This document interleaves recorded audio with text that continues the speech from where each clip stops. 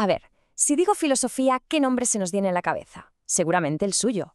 Y si digo ciencia, pues también, porque sus ideas lo empezaron todo. Hoy vamos a meternos de lleno en la vida y obra de la figura que, literalmente, construyó los cimientos de nuestro pensamiento, Aristóteles. Vamos a descubrir quién fue, qué hizo y, sobre todo, por qué, más de 2000 milenios después, seguimos hablando de él. Muy bien, pues para entender al personaje, primero hay que entender su época. Así que vámonos de viaje a la Grecia del siglo IV a.C. Ojo, que aquello no era solo un lugar en el mapa, era un auténtico hervidero de ideas, un sitio donde la política y los debates estaban forjando el futuro del mundo. Sinónimo de conocimiento. La verdad es que esta frase da en el clavo. Es que para Aristóteles saber cosas no era un juego abstracto, no, era una herramienta. Una herramienta para entender cómo funciona el mundo y, más importante aún, para vivir una buena vida. Él estaba convencido de que la felicidad no es algo que te toca en la lotería, sino el resultado de vivir con virtud y con equilibrio. Y echadle un vistazo a esto, porque es increíble la amplitud de su mente. O sea, desde estudiar bichos en la biología hasta analizar la poesía, Aristóteles abrió caminos en campos que hasta ese momento prácticamente ni existían. Su curiosidad, desde luego, no tenía límites. Y aquí tenemos una de las claves de todo. Su padre era médico. Esto es fundamental. Significa que Aristóteles no creció entre teorías y nubes de humo, sino rodeado de observación, de diagnósticos, del mundo real y físico. Esa mentalidad de ver para creer, de analizar lo que tienes delante, bueno, pues eso se convirtió en la columna vertebral de toda su filosofía. Cuando cumple 17 años, su vida da un vuelco. Se marcha a Atenas, que en ese momento era, el centro del universo cultural griego, y se apunta a la famosísima Academia de Platón. Y aquí es donde empieza la etapa que marcaría para siempre su forma de pensar. 20 años. Que se dice pronto, ¿eh? No fue un cursillo de verano. Fue prácticamente media vida metido en el mayor centro de conocimiento de su tiempo. Allí lo absorbió todo de su maestro, de Platón. Pero también empezó a hacerse preguntas, a cuestionarlo. De hecho, tenía tanta sed de saber que el propio Platón lo apodó el lector. Y aquí es donde la cosa se pone de verdad interesante. Fijaos en el contraste, porque es brutal. Por un lado tenemos a Platón, siempre mirando hacia arriba, ¿no? Hacia ese mundo perfecto, ideal, el de las formas. Y por otro, a Aristóteles, que es como si dijera, un momento, vamos a bajar a la tierra. Para él, la única realidad que importaba era esta, la que podemos tocar, oler y ver, la que podemos, en definitiva, estudiar. Y este es el punto de ruptura, la pregunta clave. Con esto, Aristóteles desafió la idea de que ya nacemos sabiéndolo todo. Básicamente preguntó, si eso fuera verdad, ¿para qué sirve aprender? ¿Para qué observar el mundo?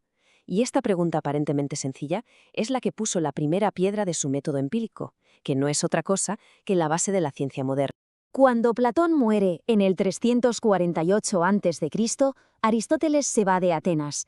Pero esto no es el final de nada, más bien al contrario. Es el comienzo de un capítulo totalmente nuevo y transformador en su vida. Un tiempo de viajes, de investigación y de unas responsabilidades enormes. Esta década es la que lo define. Lejos del bullicio de Atenas, se pone a estudiar biología marina, a diseccionar animales, a clasificarlo todo, como nadie lo había hecho antes. Estaba, sin saberlo, inventando el método científico. Y justo en ese momento le llega el encargo de su vida. El mismísimo rey de Macedonia quería que él, y solo él, educara a su hijo, un chaval llamado Alejandro. Aristóteles le enseñó de todo, filosofía, política, ciencia, y claro, influyó una barbaridad en el futuro Alejandro Magno, pero se encontró con un dilema moral de los gordos. Para él, la filosofía servía para buscar la verdad y la justicia, no para escribir crónicas de guerra. Y su negativa a ser el historiador oficial de Alejandro, pues, marcó el final de su relación. Hacia el año 335 a.C., con unos 50 años ya, Aristóteles vuelve a Atenas. Pero esta vez no vuelve como alumno, sino como maestro, y funda su propia escuela, el Liceo, un lugar que se iba a convertir en un centro de conocimiento sin igual. Y este detalle me encanta, porque explica perfectamente su forma de enseñar. Para él aprender no era sentarse y escuchar pasivamente. ¿Qué va? El conocimiento era algo activo, un diálogo constante. Daba sus clases paseando, fomentando la investigación y el debate. Por eso, a sus seguidores se les acabó conociendo como los peripatéticos, los que pasean. Y es precisamente en el Liceo donde escribe las obras que se convertirían en los pilares de Occidente.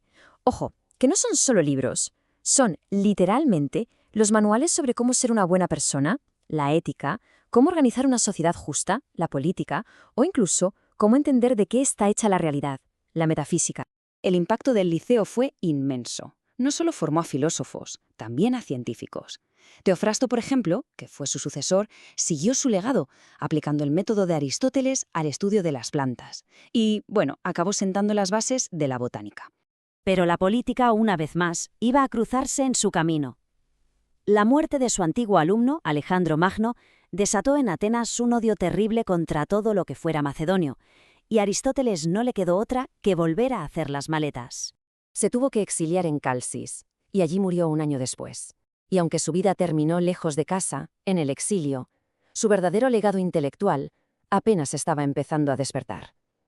Las ideas que había plantado a lo largo de su vida iban a crecer y a dar forma al futuro.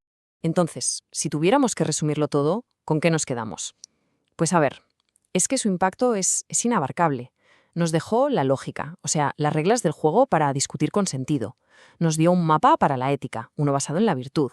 Creó un método para analizar la política. Pero sobre todo, y esto es lo más grande, nos enseñó a mirar el mundo, a fiarnos de nuestros sentidos y a sacar conclusiones a partir de lo que observamos. Casi nada.